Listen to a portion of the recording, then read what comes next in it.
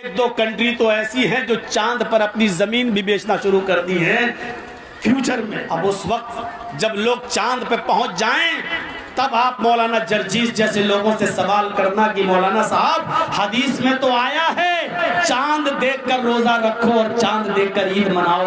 अब जो लोग चांद ही पर रह रहे हैं तो वो क्या देखकर रोजा रखेंगे और क्या देखकर ईद मनाएंगे।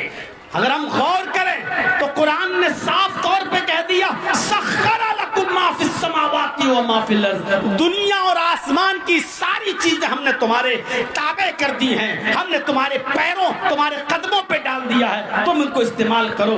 कुरान की इस आयत पर यकीन करते हुए साइंटिस्टों ने जब तहकीक की कि दुनिया और की सारी चीजों को अल्लाह ने हमारे लिए मुसक्कर कर दिया तो वो चांद तक पहुंच गए, चांद तक पहुंच गए, चांद से भी ऊपर निकल गए,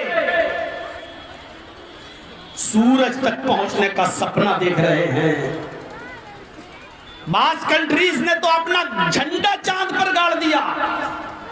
एक दो कंट्री तो ऐसी हैं जो चांद पर अपनी जमीन भी बेचना शुरू कर दी है फ्यूचर में। एक दो कंट्री तो ऐसी हैं जो चांद पर अपनी जमीन भी बेचना शुरू कर दी है फ्यूचर में। अब उस वक्त जब लोग चांद पे पहुंच जाएं तब आप मौलाना जर्जीस जैसे लोगों से सवाल करना कि मौलाना साहब हदीस में तो आया है चांद देखकर रोजा रखो और चांद देखकर ईद मनाओ। अब जो लोग चांद ही पर रह रहे हैं तो वो क्या देखकर रोजा रखेंगे और क्या देखकर ईद मनाएंगे।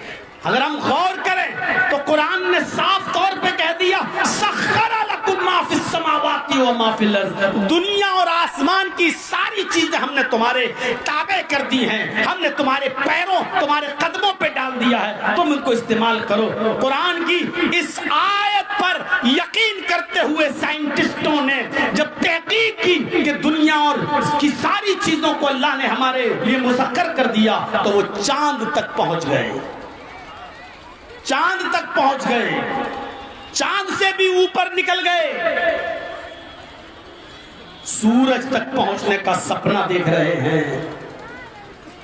बास कंट्रीज ने तो अपना झंडा चांद पर गाड़ दिया।